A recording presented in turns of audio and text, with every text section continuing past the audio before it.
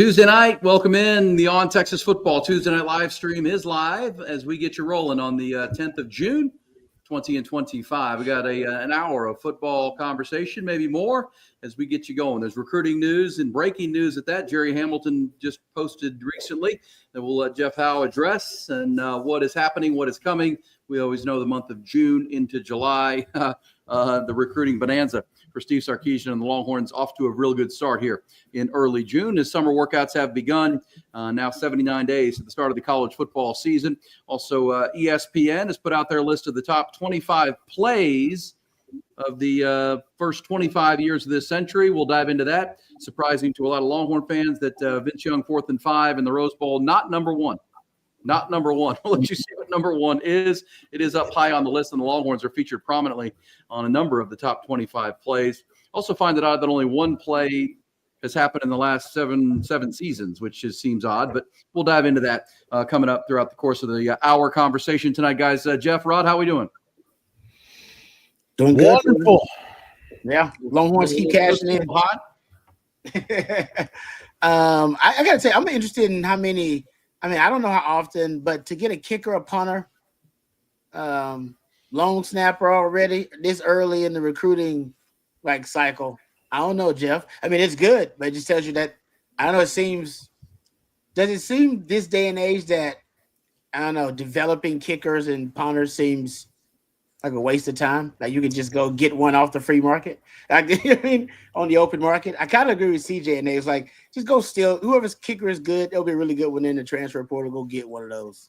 Yeah, I'm with you. And our colleague CJ Vogel got me on the mindset of stop recruiting high school punters and kickers. Just take them out of the portal. Here's my thing, though. You can still find punters, snappers, and kickers in the walk-on program. The problem is when you go to 105, what's your walk-on program going to look like?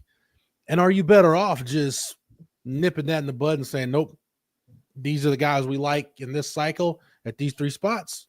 This is who we'll take, knowing that there's going to be roster churn and things like that. So that's the interesting thing for me, Rod. I hope we get to talk to Jeff Banks before the season starts. Typically, Sark makes the coordinators available one time.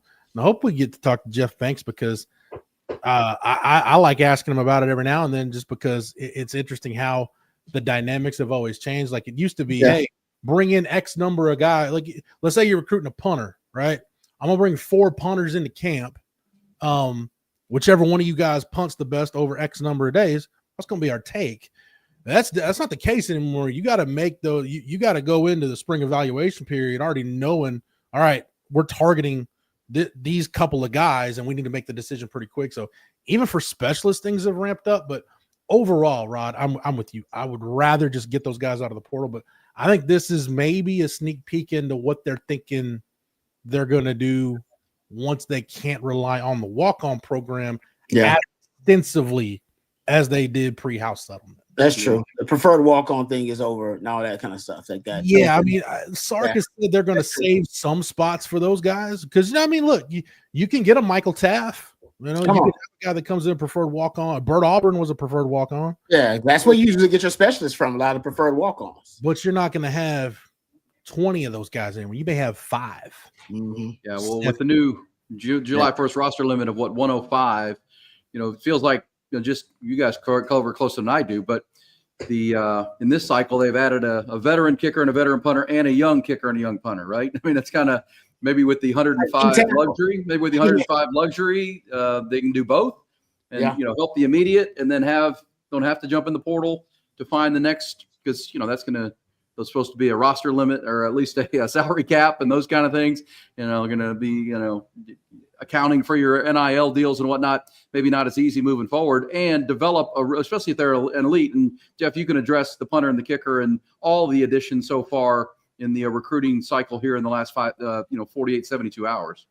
I mean, unless you found, Sebastian Janikowski, Michael Dixon, Gus the Mule, I would hope specialists aren't taking up taking a big chunk of your salary cap. Good reference. But no, Mikey Bukowski is the punter who committed today. Texas was in a race with Clemson to get him, so it's not like they're just picking a rando punter. And this is Jeff Banks going out and doing the work, and Ian Stark figured out who they wanted for this role. Same thing getting Trot O'Neal as a long snapper and getting a commitment from Jake Collette over the weekend. So yeah, it's these aren't just just run of the mill guys. I mean, these are guys that other power conference schools in the country wanted. And if you're Texas, if you really want them, you can't hope that they get to school as a walk on. You need to just go ahead and use the scholarship. I have long said, just looking at Sark's roster construction, right? And a lot of things affect that. You just talked about it, Jeff, right? The house settlement's going to affect that, and roster limits and all that kind of stuff. NIL affected that, but you got to evolve with the time. But I think it's been, to me, I think it has trended toward Sark when he first got here, offensive guy. They built like the offense, literally. I mean, big humans. He got his quarterback. He the guys wide receivers, and that makes sense. And pretty much they started constructing the defense about what they inherited, and then they got to getting some of those. They emphasized a lot of roster construction on defense. I mean, look at the couple of the defensive back classes the last couple of years. I mean, they really have tried to emphasize, all right, let's build the defense in the vision that we have for it, right? How we want it, multiplicity, lots of speed, pass rushers, all those, I think, traits that they covet on defense. It's maybe special teams is the last phase that they're going to get to in terms of building the roster the way they want it. I hadn't thought about that, but that could be it, where they're like, no, and to E's point, not only with the transfer portal, but now in recruiting as well. It's like, no, we need to emphasize special teams again. You get what you emphasize, what coaches always say. Maybe Texas is deciding, no, we need to emphasize it because last season it was a liability for us. And it has trended the wrong way. Like our special team should always be one of the best in the country, especially with the kind of talent Texas has in the middle and at the bottom of its roster. Period. It's just a focus thing. We know that because Mac Brown taught us that. Right, we learned that from Mac Brown, Texas football. After the North Carolina State game, you get 3 kicks blocked, and then I lived it. Mac double the amount of periods we spent in practice on special teams. They started to emphasize, no, our best athletes are actually going to play special teams, not just the other guys that need some reps. And so our great football players or our really good football players will be tired. It's like, no, to hell with all that, right? We're going to put our best football players on special teams, and we're going to double down on the amount of periods that we practice special teams. Now, I'm not sure if that's what's happening over there, but it does seem to be seems to be that they are, and emphasizing it and prioritizing it now. Again, it was at one point, I think, too, maybe they believe that they have had a lapse in that area, and to be a championship football team, they want to make sure they in the margins there, they get an advantage. Yeah.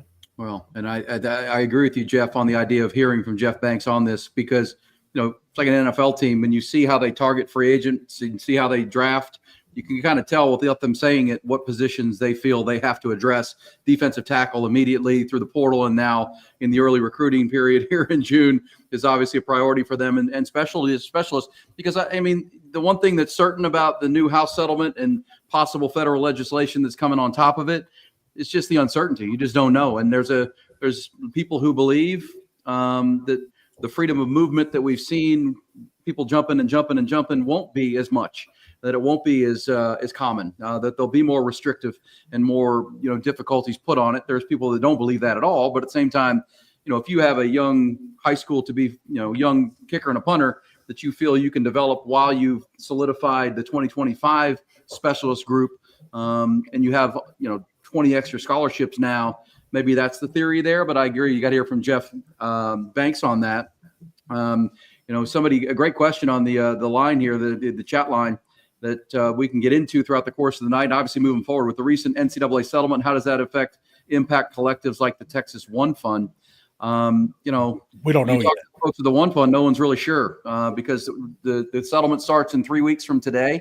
July 1st is a Tuesday, which is 3 weeks from today when it does go into effect. There's also, Ross Dellinger at Yahoo is reporting that there's push towards, the House, the Washington U.S. House is working towards beginning the conversations towards a college football sports legislation that could move to the Senate. So that thing's underway too, which would codify the the settlement. And so, yeah, the uncertainty is out there. But how does it impact collectives? Look, I do know, on our radio show this morning, we talked to Lawrence Temple, who teaches a class at the UT Law School on NAL. And we asked him, because there's reports out there that Texas Tech is planning to use $14.5 million from their Matador Club to give directly to the athletic department to cover the salary cap, the $20.5 million salary cap. And I asked him, is that legal? Is that within the settlement? And he said it absolutely is. Instead of taking that $14 million and trying to give it straight to players, you can give it straight to the university, or the athletic department, I should say, not university. And the athletic department can use that as part of that $20.5 million salary cap. I don't know if Texas is going to do that, but that's to your point, Jeff. The one fund, you just don't know how they're going to allocate the funds. They're still going to try to raise money, but it is going to be tougher with the third-party accounting of NIL deals, of how that works. And I think the uncertainty is the certainty right now. This model, at least this is, first off, Congress says they're going to do that. I don't trust Congress to do much of anything. So that's another story for another day. But this kind of it's making me think of like revenue sharing in Major League Baseball. All right, where you've got a luxury tax, but you don't have a salary cap. Well, the athletic departments are going to get this house settlement money. They don't have to put all of it into football. I mean, No. If you're, let's say you're Kansas, right? You may only want to put a percentage of it in football. You may want to say, hey, Bill Self, you need help? Here, we're going to devote X percentage of this to basketball. So I think there's this fallacy. There's this kind of vision of Pollyanna people have that, oh man, this is going to make all schools equal and all these everybody's going to be on an equal playing field. No, it's not, because some of these, to your point, E, some of these athletic departments are going to get this money and not do, to an extent, not use it to what it was intended for. So we're a long way away. Like the settlement was finalized, yes, but we're a long way away from figuring out, knowing for sure how all this is going to work out. Yeah, the big issue will be the clearinghouse that they have now, right? They have as he was talking about, this third party clearinghouse that is going to either approve or disapprove, or approve, or they're going to decide to negate these NIL deals. And they're going to do it based on either someone's definition of fair market value, or I believe the term they're using is reasonable range of compensation based on multiple factors.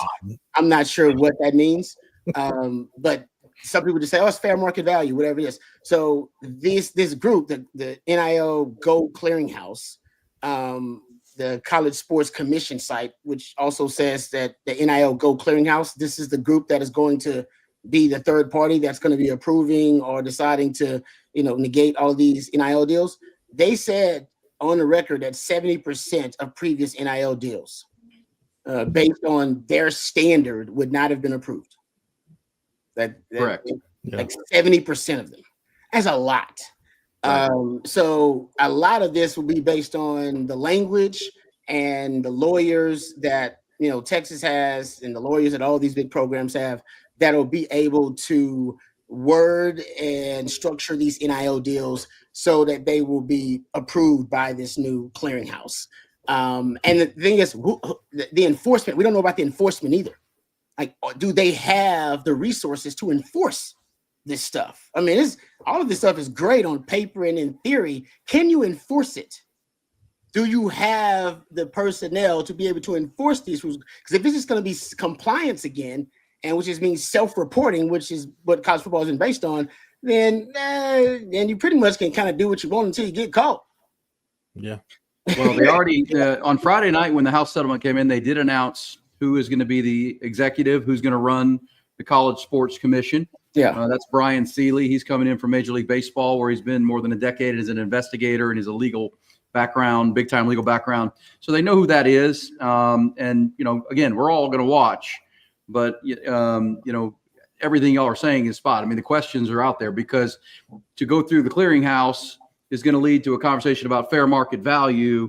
Well, who determines that? They have a formula that they've come up with. Deloitte, the accounting firm, has come up with a formula based on fair market value. In addition to what you said, Rod, about when they've gone to these spring meetings, presenting how this is going to look in the clearinghouse. Yes, 70% of previous collective deals would have been denied, but 90% of all deals that are straight through a corporation or a company would have been approved. So there's the rub of Quinn Ewers doing a Dr. Pepper commercial for Dr. Pepper is fine. Arch Manning doing commercials for Red Bull and Panini cards and Viore gear and whatnot. That's all on the up and up, and you can make those. Anything over $600 though has to be reported. And you're right. That's where the labor attorneys are coming out saying, well, what's fair market? We're going to sue. And that is why I think, to your point, Jeff, about the U.S. Congress getting something done, they really need a federal law that covers the country as far as NIL, that they can play under the same rules and get some antitrust coverage from lawsuits, because that's going to be the big challenge here. But in the end, back to the beginning of the question, which is a great question, no one's sure. No one's sure. Even if you talk to folks at Texas One Fund or people who are as close to this as possible, the groundwork is set. How it all works, no one's sure. No one's sure as the way that all plays out, because there is still, congressional action that could be coming. So that is there. So yes, but that's also why nobody's going to disassemble their collectives. Like everybody's going to keep for sure in place, because everybody's going to find the loopholes. They know there will be loopholes. They didn't cover everything. They can't. No bill does. And they'll find the loopholes, whatever they are. I'm not saying that's bad. I'm just saying that they know the collectives will find whatever loopholes there are. And the reason, to get back to what Jeff was talking about how you can break down your revenue sharing depending on your program and what you want to emphasize, right? And what you prioritize as an athletic department. It's about investment, essentially, because whatever makes you the money is what you need to invest in. Football, for most athletic departments, that's your big money maker, which is why they're going to invest 75% of their revenue in football, because that makes the money to fund all the other sports programs, as we know. And the revenue sharing, that's not really going to change. That's still the investment you need to make. Otherwise, you're going to be doing a disservice. That's going to be basically malpractice for your athletic. Well, I think Jeff's example was spot on, because schools can't spend more than $20.5 million under the salary cap within the athletic department that they've all agreed to if you opt into the settlement. Yeah.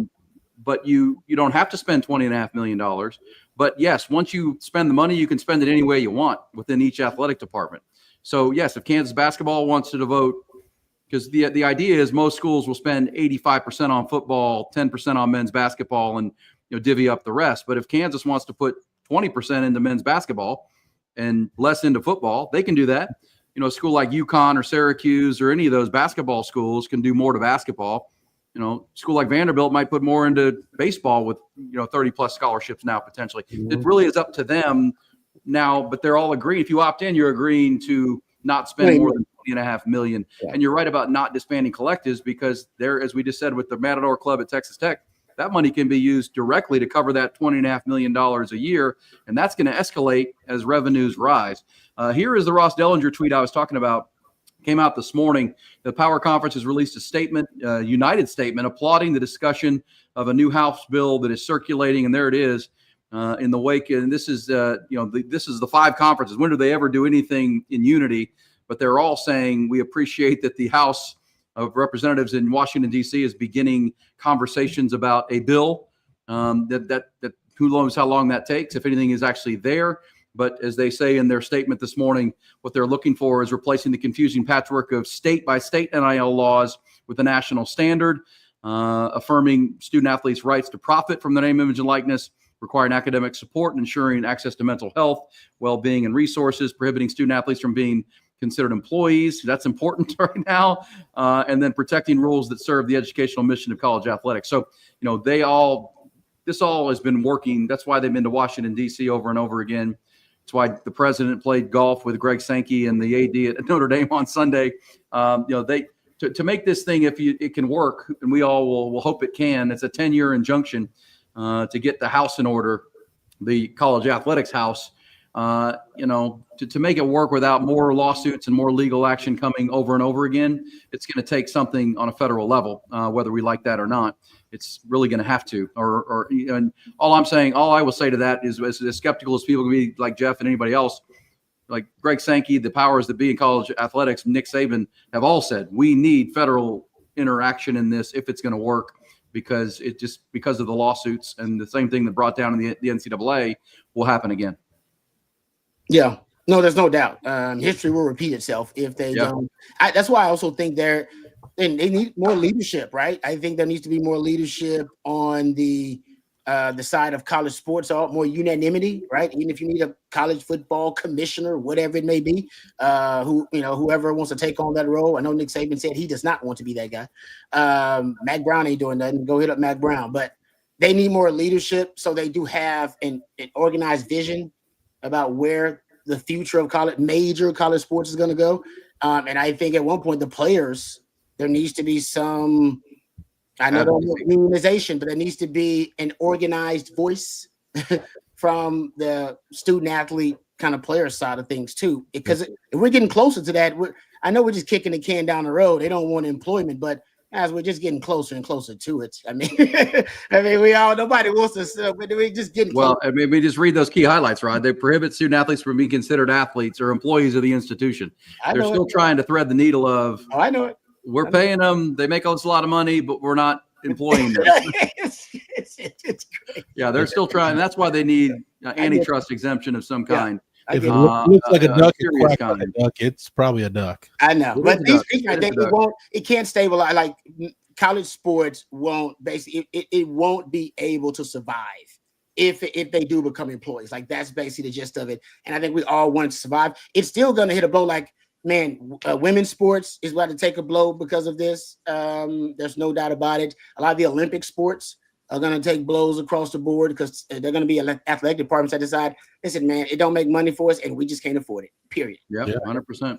And that's unfortunate. But, that's not, as I will always say, that's not the fault of the revenue producing athletes. Don't put that on them. That's on leadership. That's on others. If we want more Olympic medals, then the U.S. government's got to fund that and fund a U.S. Olympic program, not student athletes that produce revenue for major colleges and are not considered employees. One other note I'll make on that, as far as this entire process, to where it can go. To your point about a commissioner, now that there is something called a college sports commission, because I always ask people when they say we need a commissioner, I would always say, well, commissioner of what? Like, what is that person the commissioner of? Now there is something that's created called the College Sports Commission that has an executive who is in charge, coming in from Major League Baseball, Brian Seeley, who's going to investigate and be in charge of, policing the NIL salary cap and the third-party NIL deals. That person can have a commissioner that is above all the conferences, because all the conferences and the Power Four who are agreeing to this settlement, they're opting into this settlement. So there is an apparatus now that is structure that is created that could have, to your point, Rod, a commissioner that's appointed that they all agree upon that makes final decisions for the good of college athletics, and a player advocate, a former player advocate who also has a role that speaks to players. Again, I'm not saying that's going to happen. I'm just saying I would always bark back at people saying we need a commissioner. Well, a commissioner of what? What is a commission of college? Well, now there's a college sports commission that they've all agreed to, that they're all in with. So now there's an entity that you can actually create a commissioner, that commissioner is in charge of this and overseeing this. That actually could work. Let's hope we move towards that. I think that is a positive way. But again, this is a 10-year injunction. The judge, Claudia Wilkin, is basically saying, okay, we're agreeing so we don't go to trial and we don't bankrupt the whole system with losses at trial for these 3 antitrust cases that have all come into one with this settlement, that you've got 10 years to get this thing in order. And hopefully you do, because when 10 years is up, this injunction is then over. So they've got to figure this out between 2025 and 2035. And I think what you're going to see, and what that U.S. Congress thing is, they're going to Congress now saying, okay, go ahead and just make this law for us. Take what we've agreed to, go ahead and codify that, make that law, and we can move forward. So it overrides even the injunction big picture. But again, more questions than answers. It's 3 weeks from today when the New World Order goes into effect, and the NCAA is more and more obsolete. And the idea of paying student athletes and revenue sharing with student athletes is the New World Order. Mm-hmm. Without a doubt. Yeah. This is though to Rod's point. Rod, you brought up a couple of things, but I want to hone in on two of them. One, we talk about, and I see a couple people mention in the chat, Title IX, like what happens to it. I think what this means is you're going to go back to a point where the schools that really invest in women's sports and any Olympic sports, which Texas does, there's about to be a huge separation between those schools and everybody else. Yeah. Number one. And number two, this is your opportunity to finally put together a governing body that makes sense, because probably is a poor example, but tell me on what planet it makes sense for Murray State and Coastal Carolina baseball to be governed the same way as Texas and Ohio State football. On what planet does that make sense? Like you're not, there will never be an equal playing field there. So the sooner people stop pretending that there will be and just get real and just move on with this, the better we'll be. But I see Jay Dobbs mention it, in the chat a minute ago. Like, so someone's gonna get this is gonna get to this. If there is a federal law, it's gonna get probably to the Supreme Court at some point. So again, basically what we're saying is to answer the question that I think was asked like 20 minutes ago. It seems like we just don't know, because we're a long way away from there being like a resolution on, okay, here's where we're going and here's what the next 10 years is going to look like. Well, we know it'll end up in court. We know that. We know no matter where this is going, it's going back to court. We just don't know who's going to sue who. Litigation. 100%. Well, and I would also, but I will stand on this hill and think that what's happening on July 1st is a great step forward. It's a big step forward. Oh yeah, no, because let's just for anybody on the chat tonight and viewing that doesn't know, the judge Claudia Wilkin, who signed off the settlement last Friday, was clear that this thing, the House case, was going to trial within this year, and the NCAA was going to lose, and it would have been decided by December, and they would have lost, and to the tune of that one settlement would have been upwards $4 to $5 billion, according to legal experts. It would have bankrupted. That's just the one. Yeah, it would have bankrupted them. This one brought them all three together to close it. So all three of those. But the House was the House lawsuit was going to trial this year, in this calendar year, and the three together would have bankrupted the whole thing. One of them would have bankrupted the whole thing. So this is better than that. I mean, I think is a fair way to put it. We all would agree there are questions and what's next and how this works, but it's better than what could have been, because this is finally the tipping point for college athletics. You've been in business a long time. Now you have to pay your non-employees. You finally are being forced to do that because it's finally gotten to that point. And your here we are. Employees need to You've gotten away with it for a long, long time, and now you're not doing that anymore. Y'all figure it out, but it's better than collapsing the whole industry, which could have happened in this case. Okay. Rod, tell them about Andy Ludicky, and then we'll get into some actual football. I'm back from especially also the top 25 plays in college football for the last 25 years, according to ESPN. Rod, tell them about Andy.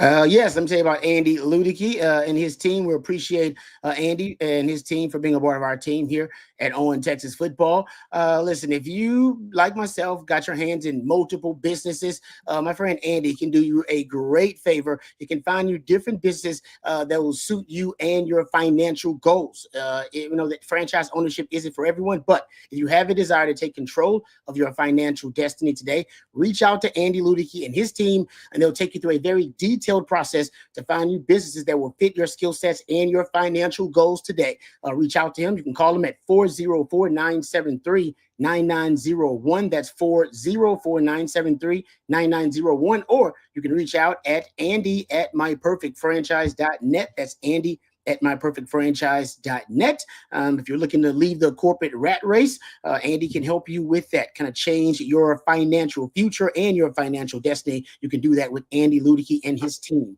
at Andy Ludicky. All right. Thank you very much to Andy Ludicky and his team for sponsoring our Tuesday night live stream. No question. Hey, Jeff, can you give us a quick overview from your thoughts, the most important recruiting developments of the last 2-3 days? You're muted. I knew I was going to do it. I filled in for Blake on coffee and football this morning. I made it all the way through coffee and football, and then the first time I get it thrown to me here on the live. Oh, nice. No, so you had the wave of commitments over the weekend, and even today with Mikey Buskauskas, Jake Collette, Corey Wells, Dylan Berryman, who I really like a lot, and then Cohen Brown. You've had some guys move some visits around.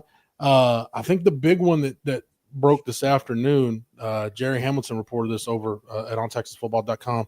Samuel Roseboro, four-star plus offensive lineman.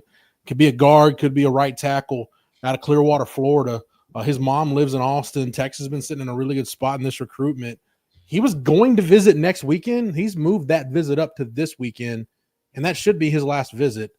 You're getting to the point with a couple of positions. I think it's Cohen Brown's commitment at wide receiver did this. I think getting 2 defensive linemen in the fold did this, and you've already had some offensive linemen in the fold, and you're sitting in a really good position, with a guy like Malachi Lee coming off the weekend. Mm-hmm. If you play any of those positions, specifically wide receiver, interior defensive line, or offensive line, and you want to commit to Texas, you better pull the trigger sooner rather than later. You may not have a spot. Now, there's some guys that you'll save a spot for, like Kendall Graville on the defensive line. Kendall Graville will have a spot. Felix Ojo, John Turntine, those guys will have spots. But there are going to be some really, really good prospects at those 3 positions that Texas just has to part ways with because there are too many quality prospects and they've got to make some tough decisions. So I think Samuel Roseboro coming in, a guy who one of my favorite prospects in the class, just a really, to me, you can call it high floor, low ceiling. I don't really like that, but I think a high floor offensive lineman, like I said, that can play multiple positions, really athletic. Like I said, mom works in Austin, lives in Austin, so he's had the ties to Texas. That one clearly is trending, has been for a while, but I think anybody can read the tea leaves now and see that one's trending for Texas pretty big. Nice. Felix Ojo canceling that OU trip. What does that mean to you?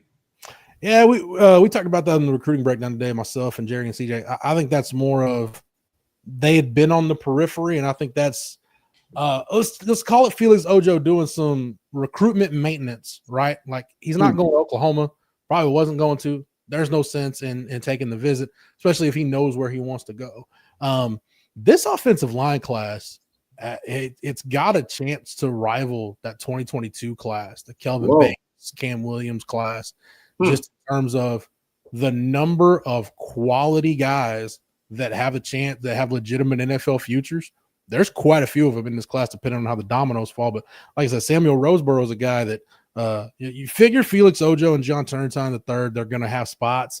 Would Samuel Roseboro have a spot? I don't know, but I think you can, again, read the tea leaves and see. It's not a coincidence that he's moving his visit up a week. Okay. He's trying to get one of those spots, maybe, or at least not get cut out of the line. I like that, Jeff.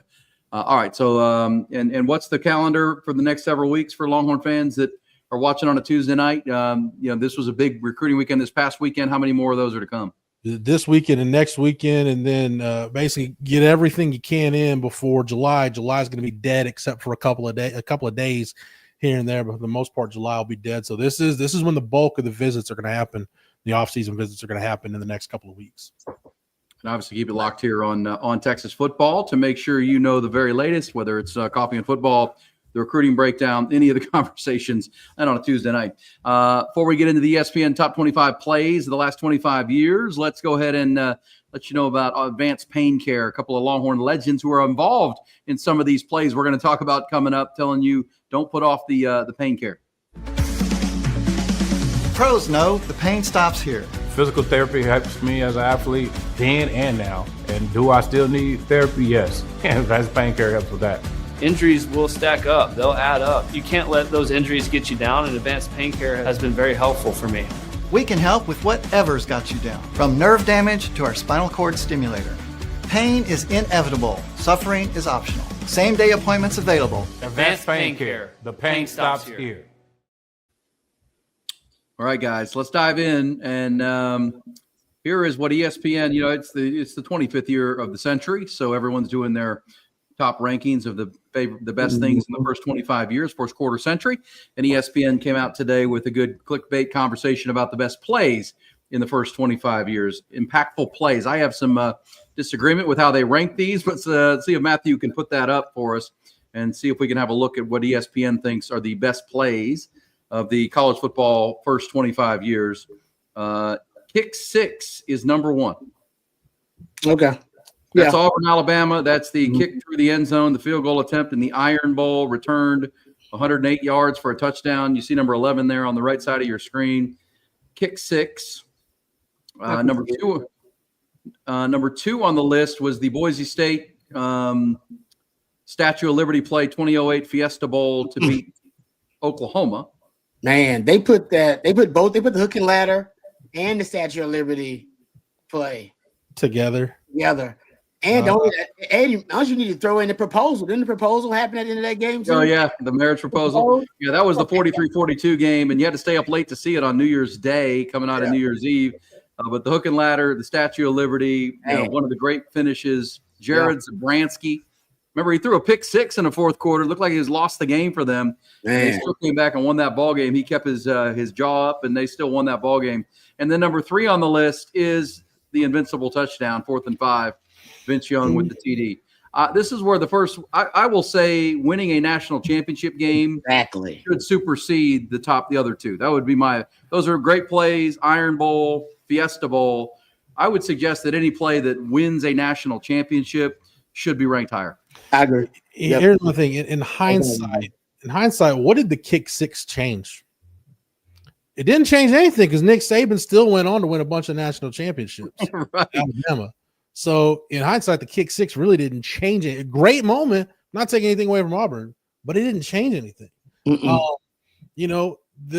would say that Boise State sequence kind of let everybody know, hey, on a given day, it just reminds you the little guy can compete with the big guy. Honestly, instead of a single, if you're talking about a single play, if you like in the David versus Goliath situation, I would rank the App State blocked field goal against Michigan ahead of either of the two Boise plays. That's on this list, by the way. It's on this list, but you're right. It probably should be higher. I think it's like number 12 or 13. I'll have to look at the big picture list. It's on the list. But I'm just going to say, this is on Texas football, and burnt orange. I like it, but at the same time, that's the best play of this quarter century because it derailed a team going 3 in a row. It was the game of the century so far. It was arguably the best individual performance in a championship game in this century, and it was 4th and 5. If you don't get it, the game's over. You lose. If you get it, you win the game. I don't think that's toppable. I was surprised when I clicked on this, saw it today, that wasn't number 1. I thought it was for sure number 1. Yeah, especially because they had VY like on the banner, like on the like literally when you click on the article, it has like it's VY and then there's some other guys in the background. So I'm with you. I thought it would be VY too. I agree with you. Everything you said. You just flipped it. You put this at 1 and but there's more here that help decide national championship games. So let's keep going through them. And there are more that include the Longhorns here in this century. Number 4. So here's the Tua toss. Yeah. That decided a national championship game. That was big. That was Nick Saban taking out his quarterback, rolling the dice, and going with the freshman, right? I mean, that was humongous. That was the only move Nick Saban had at the time, guys. Think about it, because at the time, no assistant had beaten Nick Saban. Now we've had a few, but no, at that time had beaten Nick Saban, and Kirby had been with him, right, longer than any of his previous assistants. And Kirby still knew guys on that roster. Like he still knew some players like on that roster in terms of the personnel evaluations and scouting reports. And he, of course, knew Nick Saban football as well as anybody. And I think his game plan was a elite game plan. I mean, not even Nick Saban was able to out scheme him in that game, but he had something that Kirby Smart could not prepare for and couldn't game plan for, which is a freshman prodigy. And he just threw him out there and it changed the entire course of the game. Like that, he played the only card he could play, and it ended up making the big difference. That's why he's the GOAT. Yeah, I agree with what you said, E, about the Vince Young play. it ended a dynasty. It ended the Pete Carroll USC dynasty for significance. This one kept the Nick Saban dynasty going, because if Georgia wins this game, I mean, Kirby's won a couple of national titles. That's another one. I mean, who's to say the Georgia run doesn't start right there? Yeah. And they go on this run. So I would have, if you're, because I don't remember that Georgia Alabama game necessarily being a great game, but I remember that play. Everybody remembers that play, which is probably why I would have that ranked ahead of.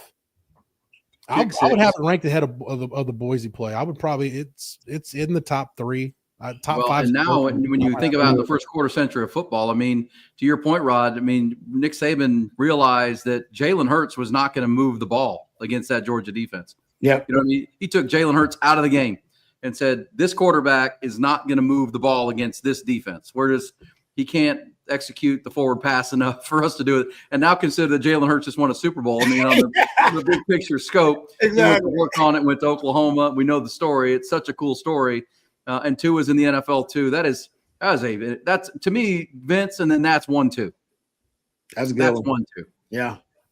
Here's the horror. Here's Appalachian State winning and beating Michigan in maybe the most stunning upset. 2007. Michigan was a top 5 team at the time and a 1AA team. Appalachian State beat. And you said block the. By the way, that was a couple years after Texas beat them in the Rose Bowl. Chad Henne was the quarterback in that Rose Bowl. He was still the quarterback, but they blocked that field goal, and Michigan lost at home to App State on a blocked field goal. That play is in the top. Henne, Mike Hart, Mario Manningham was still there. That was a really freaking talented Michigan team. It was. Exactly. Here it was. Here we go. 6. This is oh gosh. Oh Yeah. man. Sorry, guys. But yeah, I mean, if you're that altered a national championship race. Yeah, it did. That did. It really did. You know. Yep. The 4th straight game against a top 10 team. That was hard. I mean, there have been some heartbreaking moments for Longhorn fans, and that's right up there, like in the top. Well, especially coming right after the Blake Gideon situation. We won't relive that. That could be high on the list too for Longhorn fans. But Blake, your buddy, Skip. I know why everybody was Blake, and I agree. Blake dropped. He dropped the pick, and could have obviously changed the game, won the game for Texas. But don't forget, Muschamp had a perfect play call to defend Crabtree. He had him double team with 2 of the best DBs on the team, 2 NFL guys. Earl Thomas is right there, a Hall of Famer. Yeah, that's what I'm saying. And was it Curtis Brown? Is it Curtis there? I believe. Yeah, go back up, Matthew. I think it's Curtis Brown and Earl Top Thomas. 100 draft pick right there. Come on, man. And he double teamed him. He double teamed him with 2 NFL guys, and he still got it. So, I mean, I know everybody wants push him out of bounds. Push him out of bounds. Everybody wants to get on my man Blake Gideon, and I agree. Hey, he's got to take that. He's got to own that. I own my failures too. But nobody was talking about the DBs who supposed to double team their number 1 wide receiver. Come on, man. You know what's Daniel, crazy? all right, let's move on. You know what's crazy though? If Texas stops Crabtree and wins that game, you know what we're talking about? We're talking about the play at the goal line. We're talking about like Malcolm Williams having 4 catches for like almost 200 yards and a couple of touchdowns, torching Tech in the second half. Right. All-time great performance by a receiver, Well, and didn't Texas fell behind like 19-0 in that game. They had played 3 or 4 straight top 10 teams: Oklahoma, Missouri, Oklahoma State. This was the 4th game, and they came in with a little bit tired legs, I think, and they fell behind on a weird night in Lubbock, and they came all the way back, and that was brutal. I mean, that along with the Rod, I won't mention 01. 02, yeah. I don't know. Kingsbury, man. Nighttime in Lubbock. Strange things happen. Here's the prayer at Jordan-Hare. This is a Cam Newton throw against Georgia. That's Nick Marshall. That's Nick Marshall. Oh, Nick Marshall. Makes You're it right. even more improbable that it was Nick Marshall. Agree. That's what made it crazy. Yeah, kick 6 is up in the top 2 or 3. Here is Surrender Cobra. This is Michigan State. Oh, they blocked the punt. They blocked the punt, and they returned it for a touchdown in the Michigan. Oh, no. That's us again. Texas makes it again on there. That's not good. I was gonna say Texas fans, at least they are not Michigan fans with these plays in the top 10, but then I saw number 9 and I'm exactly. Why? See, for a lot of Texas fans, it's that Crabtree play. For me, it's this. Like it's brutal. I still get like a knot in my stomach when I see that every October. Next. Oh man, Rod, give us your thoughts. You were on the field. I remember it, man. I remember it well. Yeah, that one hurt. And then he had tried that earlier in the game, and Brett Robin undercut him, like hit him with a low block. And the reason it's famous because he jumps over it there. Yeah, I mean that literally he describes. I think I've heard him describe it that he knew Brett Robin was gonna go low again. He knew it. He said he's gonna go low again. I'm gonna jump over him. And he said his coach told him, I believe, not to do it. that was the last thing Mike and Bob Stoops told Roy Williams. Do not leave your feet under any circumstance. Don't leave. And he did it. And great players, though. Great players. So great players do. It's like, yeah, coach told me not to do it, but coach ain't out here playing. I know ball. And it changed the course of our team trajectory. Yeah, forever. that was something.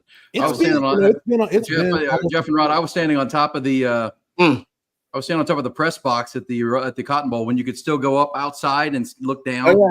Mm-hmm. They used to before 9/11 and security wasn't as bad, and that was unbelievable. That play.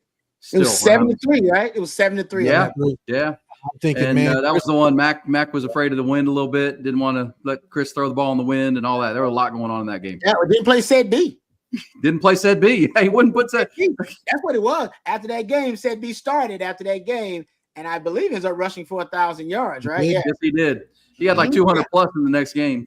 So, a 14-3 game that was 7-3 with like 2.5 minutes left in the game.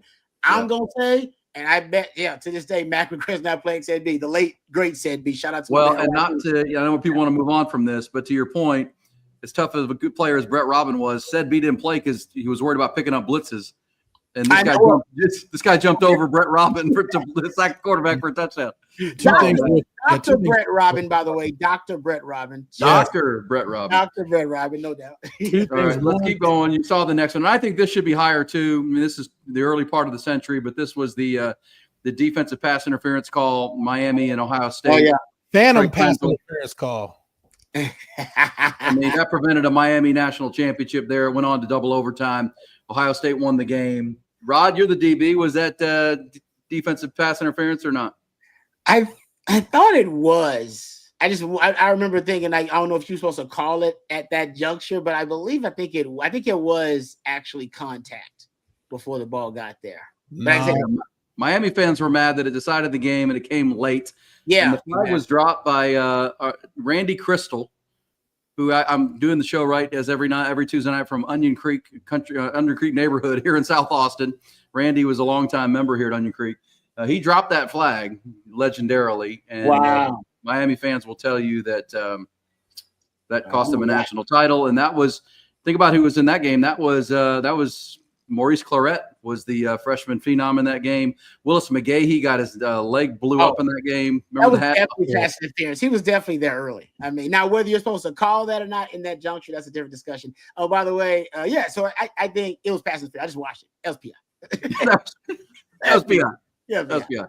Hey, right, there you go. Real quick. So on the Roy Williams Superman play, since it's been a quarter century, kids, if you didn't watch Evil Roy Williams when he was at OU, it's worth going down to YouTube rabbit hole because he was a hell of a defensive player in an era where there were some damn good Big 12 defensive players. Rod, you were in there as well. Some really good players in the Big 12.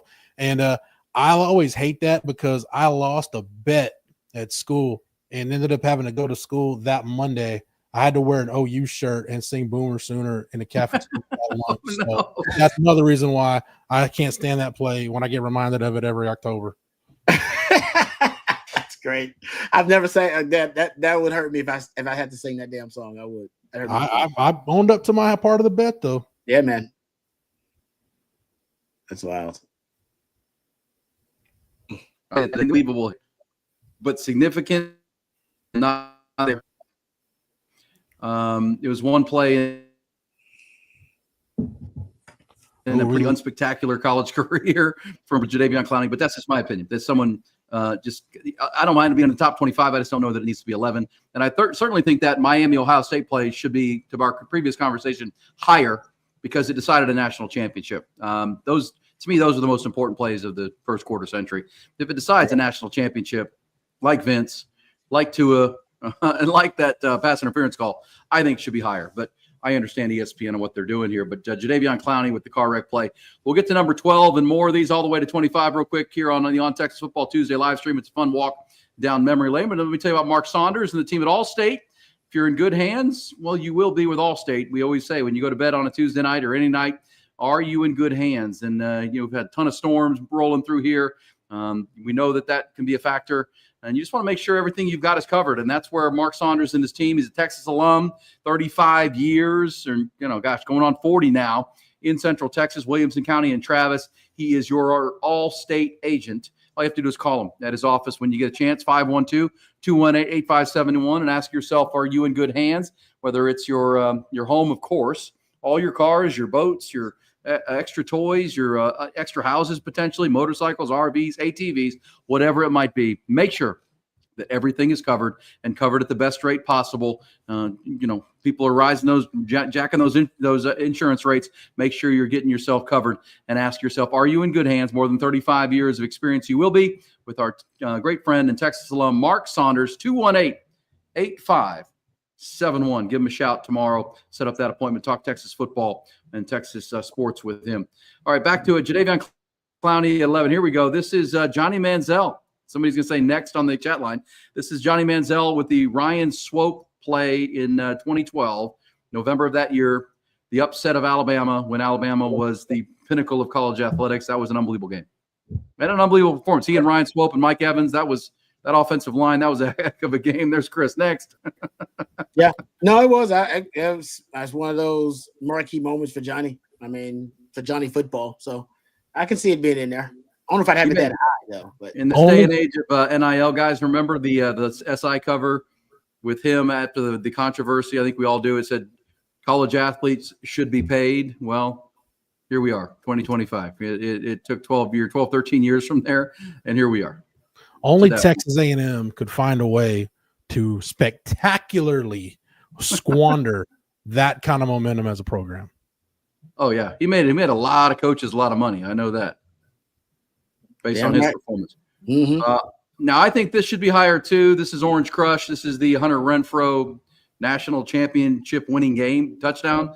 Was that a rub route, Rod? Was that a pass interference offensively? Some call it a pick, some call it a rub. That's the game. Yeah. Depends on which position. If you're offensive guy, it's a rub route. If you're a defensive guy, you call it a pick. So, that's just the way it is. They never call that, though. Very rarely do you hear an NFL official, college official actually call the offensive pass interference because of the illegal pick. So you can't. There's no way you can count them calling that when the game's on the line. Hell no, never gonna happen. Never gonna happen. And that decided a national championship. My should have been higher. Consistency will hold. That should be higher. That should be higher than Jadeveon Clowney knocking a helmet off a Michigan guy in a.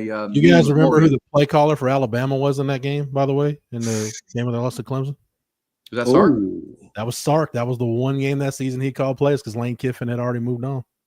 Whoa! Look at this. Wow. Here's the Bush push 2005.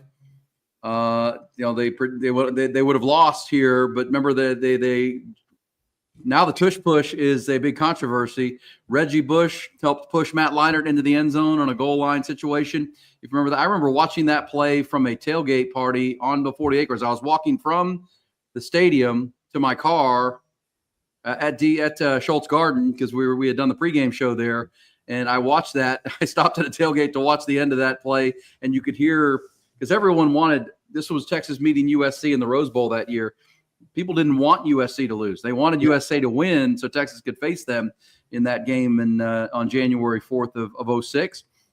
And so the Bush push, I think that's pretty good. That could have derailed USC's chance.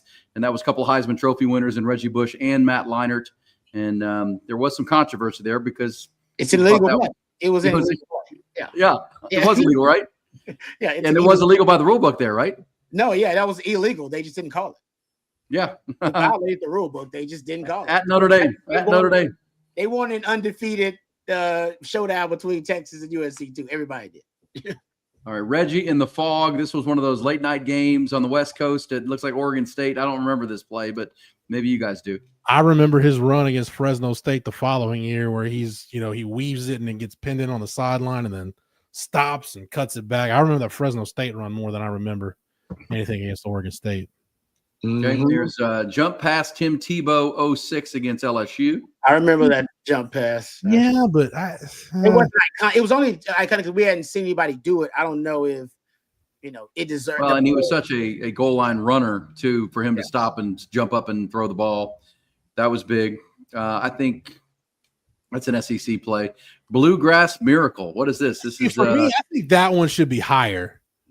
Because that was the one where the late Guy Morris is the head coach of Kentucky. Kentucky's about to beat LSU for the first time in Lord knows how long. Guy Morris gets the Gatorade dumped on him right before the last snap. And then the ball I think it ricochets and Devery Henderson ends up catching it and runs in for a touchdown. So Guy Morris got the Gatorade bath and his team ended up losing. Oh, that's unbelievable. That's brutal. Yeah. There's that one. Now, the other one I'm thinking about in kind of the Baylor realm that probably isn't on here, but Kevin, that wasn't even this century because that was 99. I was thinking Kevin Steele's first game at Baylor where they had the lead on UNLV, and for whatever reason, he pulls a Mario Cristobal. He's not kneeling it and trying to ice the game by running the ball. They fumble at the goal line. UNLV runs it back for a 99-yard touchdown. Baylor loses. But that was in the previous century. That wasn't in this century. Yeah. That's good right there. Yes. 8 lateral chaos. This is a Miami. Oh, this is kind of like the Stanford play against Cal. To beat Duke 27-24. Okay, great play. That's all time. When do we get Byron Leftwich's offensive lineman carrying him down the field when he broke his leg in the middle of a game? That was cool. Keep on. I don't. That Boston College Miami 01. That was one of those could be an upset. That was the 01 team that won the national or played Ohio State. No, that team won the national title. Rod, that was your year. Yeah, where they beat Nebraska in 01, and it was Ed Reed saved the game because they were going to get upset along the way, and Ed Reed stripped the ball. They returned it for a touchdown, win at 12, to win the ball game. Here's Gravedigger. I think this should be higher. Personally, this is that's Isaiah Bond, right? Catching that touchdown pass on the fourth, and I still think that's one of the worst defensive alignments and plays I've ever seen. Yeah, it is. Yeah. I like it because it's Nick Saban's last Iron Bowl. Yes, and that was like 4th and 26 or whatever. That was Nick Saban finally burying the last of the kick six demons on his way out. So Jalen Milroe to Isaiah Bond, 4th and 31, 4th and goal from the 31, and that the defensive Rod. Come on. Knock the ball down. What are we doing? Yeah, it was terrible. It was a terrible scheme and terrible execution all the way around. And almost 4th and they got to get 31 yards, and you're playing a base defense. What are we doing? You should be rushing 2 to 3 guys, and then everybody else. We waiting. We're gonna have at least we're gonna get a double team everybody out there that's going out for a route, pretty much.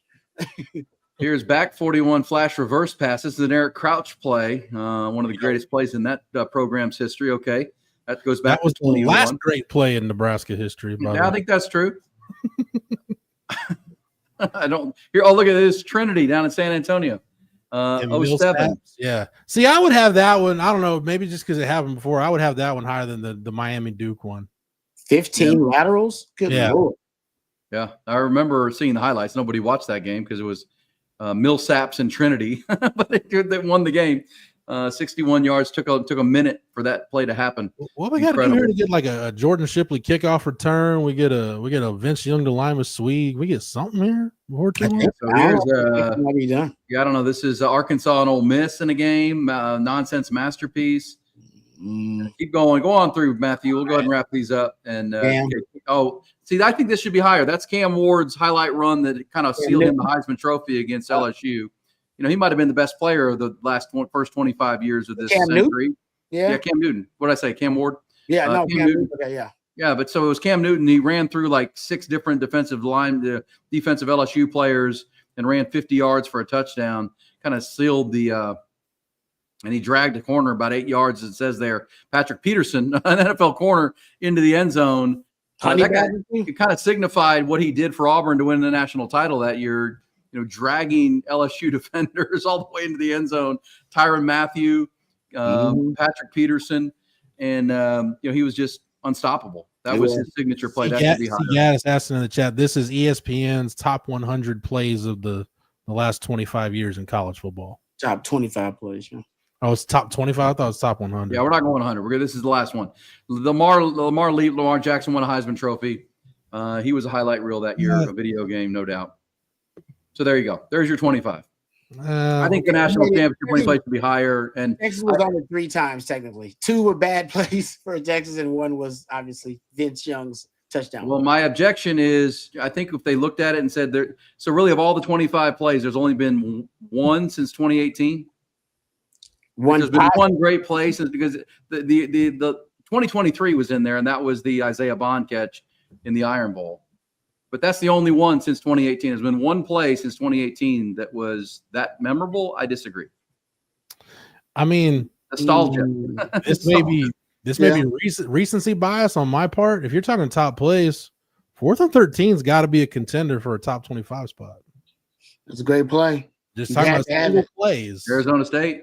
Yeah, the game was on the line. Well, how about Jack Sawyer? I mean, we don't want to keep bringing up negative Longhorn plays, but a strip sack fumble from the 1-yard line. I mean, I don't know what I'm talking about. I'm trying to give us a palate cleanser. I'm trying to. That was a big play. That was a big play. I'm just saying. That was a big play. For me, though. Next, like Chris like next. Jordan Shipley's kickoff return should have been in there. To me, that's. Well, that was number 1 against number 5, right? Other than the Superman play, for me, it's the most important play in a Texas OU game in my lifetime. Jordan Shipley's kickoff return. Because it's 14-3. I've still got I've still got Bob Stoops PTSD. I'm thinking, man, OU's really good on offense. The Texas is going to be able to match scores. And then, boom, Jordan Shipley just shoves it up their backside on that kickoff return. And it was game on at that point. Well, I think that's the best. Well, gosh, hard to say that. But I think that was the best Texas OU game I've ever been in attendance for. Yeah, I mean, it's in the conversation. Whether you were there, or you watched it, I think anybody that loves that rivalry, it's in the conversation for the best ever. It has to be. Because OU was 1 that day, and Texas was 5. That launched Texas. And, of course, not to palate cleanse again, but a few weeks later was the Texas Tech game that we talk about, I think a month later in Lubbock, that we just saw the highlight of with Crabtree. But that was an unbelievable season, unbelievable run, and that was a great game. All right, good stuff. Rod, tell them one more time about our great friends with Andy Ludicky and his team. No question. Thank you very much. Yeah, love the opportunity to tell you more about Andy Ludicky and his team. If you're looking to diversify, you may be someone like myself that has their hands in different businesses. Well, Andy and his team can help you diversify by finding you different businesses that will fit your time allotment and your financial goals. If you've been stuck in the corporate rat race with 2 weeks PTO and no control over the money you make or your schedule in general, call Andy and his team, and they'll take you through a very detailed process to help you find a business that will fit your skill sets and your financial goals. Franchise ownership isn't for everyone, but if you have a desire to take control of your financial destiny, reach out to Andy today at 404-973-9901, or you can reach out at andy@myperfectfranchise.net. Really appreciate Andy and his team for being a part of our team here at On Texas Football. I like Marco giving us a palate cleanser on top plays. How about Nordco fumbling the ball to himself against Baylor and still running into the end zone? That is awesome. The Nordco. Love it. I like that everybody still calls him Nordco too. And everybody, our real Lowen fans know exactly what you're talking about. Yeah. Matt Norgren, for those who may be new and don't know who Nordco is. Hey, Jeff, you got a question here. We had a couple of questions before we get out of here. Yes, please. Daniel says, Jeff, any thoughts on how you think they will utilize Trey Moore this season? As a UTSA guy, he seems to have a lot more linebacker potential than Marcus Davenport. No, shout out to UTSA players. Trey Moore, what are your thoughts about it, Daniel? Yeah, Marcus Davenport was a down lineman. Just was long and lean. Like Trey Moore doesn't have that kind of frame. Drafted by the Saints? Who was he drafted by? First round pick of the Saints. Marcus Davenport was a basketball kid that picked up football late, but different frames. But yeah, I think they'll utilize Trey Moore a little bit, kind of the same way they utilize Anthony Hill, but Trey Moore's a great player, but not that dynamic of an athlete. But I think moving him to off-ball linebacker for PK now with Anthony Hill and Trey Moore and bringing Brad Spence in, you've got 3 guys that you can line them up on the edge. You can rush them from depth. Basically, you can have any combination of those 3 guys on the field, put him an off-ball linebacker, and you've got the ability to rush the passer organically without having to blitz or send extra bodies or anything like that. So I think they'll use him kind of like they use Anthony Hill, but again, Trey Moore's not that dynamic, but just basically an off-ball linebacker who can spin down and rush off the edge. Yeah, teams they just won't be able to take away your primary pass rusher anymore for Texas because they're going to try to take away Colin Simmons. All the rest of those guys, most of them should just be they're trying to manipulate one-on-one situations for their pass rushers. And I just think it's a way to get Trey Moore just more favorable pass rushing matchups.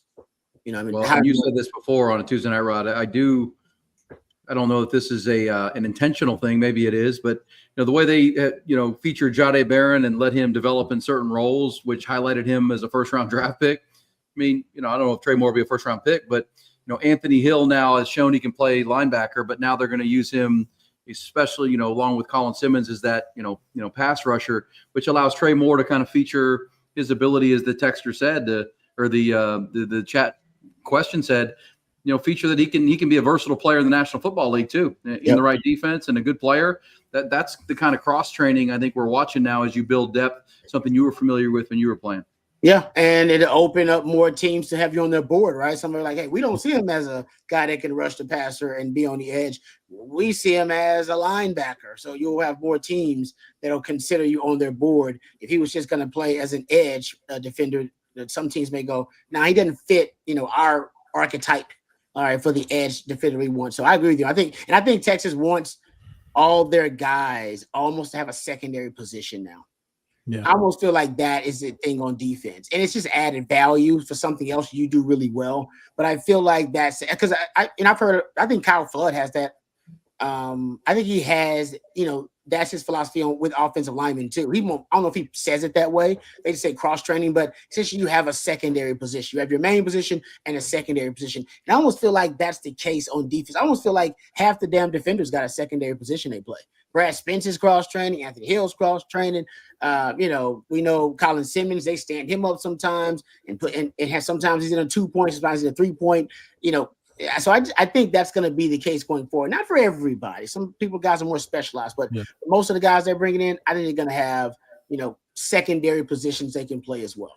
But to E's point, what they're doing with Trey Moore, it's taking the step now that two guys I think about that Brian Arakpo and Lamar Houston had to make once they got to the NFL. Yep. Washington drafted Rack to be a Sam, to your point, Rod, they drafted him to be a Sam linebacker in their defense because that's how he fit. Mm-hmm. Lamar Houston ended up moving around all over the place, but he had to learn how to play those different spots. With Trey Moore, you're doing it now. So, yeah, teams are going to see on film like, yeah, he does fit this role, whatever it is for us or, whatever. But I just like the fact that they're doing it now and not having to – teams don't have to envision it. They can actually see how it's going to work out. Well, I got to think that pays dividends in the recruiting. Like, we're developing you for Sunday. We are like Jahdae saying, "Hey, man, this is my report back from the NFL. They want to see me play corner. Can we play corner?" They let him play. Those kind of things pay dividends. In the next wave of players. You bring in a kid like Xavier Griffin from Georgia this weekend, the linebacker, very very talented player. All you got to do is tell him, "Hey, you want to know what your future looks like? Go watch and see what we've done with Anthony Hill." Yeah, people might tell you you're an edge. They might tell you you're an off-ball linebacker. Guess what? We're just going to put you in the best place to just go make some quarterback's life hell. That's what you're going to do at Texas. Yep. Doug has another question. Says, any latest on wide receiver Parker Livingstone? Will he be a potential starter or contributor amongst the receivers? Where do you gentlemen see him in the rotation? I think he's your third receiver right now. Him and Emmett Mosley will be fighting it out for it. He should have the advantage because he's been in the system, but Emmett Mosley's actually played, so he won't drop, I think, out of the fourth receiver spot in the rotation, in my opinion. And I think that for him would probably be a disappointment because I think he's probably thought he had earned that third wide receiver spot. But from what I heard, he had a good spring. He can take the top off of defense, too. What's really intriguing, though, on the updated roster, Khalil Lockett and Jamie French were both listed at 187 pounds. So that means they've added bulk already since they got here. So we'll see where they are in camp. Those are the two guys. One of those two guys could get themselves. Hey, both, Rod. I don't know. Maybe the circle of trust is bigger than we think it's going to be. Could be. My only thought on that before we wrap this up on a Tuesday night is I may not have a friend who played in a golf foursome with Chris Jackson, the wide receivers coach at Texas recently, who reported back to me that the wide receivers coach really likes Parker Livingstone a lot. Thinks he's a really, really good player. So there you go. Like it. Nice. Really, really likes him. And the person I was talking to said, I don't know him that well. And they said, no, you'll know him. He's a good player. Really good player. He you know the benefited names from spring where Ryan Wingo was out, DeAndre Moore was out. Somebody had to get those snaps. Yeah, he's a hard worker, from what I was told. He's really talented. So that's what it takes when you've got Ryan Wingo and you've got DeAndre Moore and as you said, Emmett Mosley coming in. But to the question of the texter, I would go ahead and say he'll be in the rotation. The circle of trust, as you call it, Rod. Sounds like to me he's in there. He's got to keep that. You got to earn that and then keep it. But feels like he's in that conversation, and I think Arch Manning likes him too. They've worked a lot together. All right, guys, great stuff. Awesome. Top 25 plays and players, NIL conversations, and the house settlement, and a little recruiting in there. It's a big recruiting month, so make sure you lock it in on Texas football. Coffee and football coming tomorrow morning. Are you back on tomorrow morning, Jeff, or is Blake back?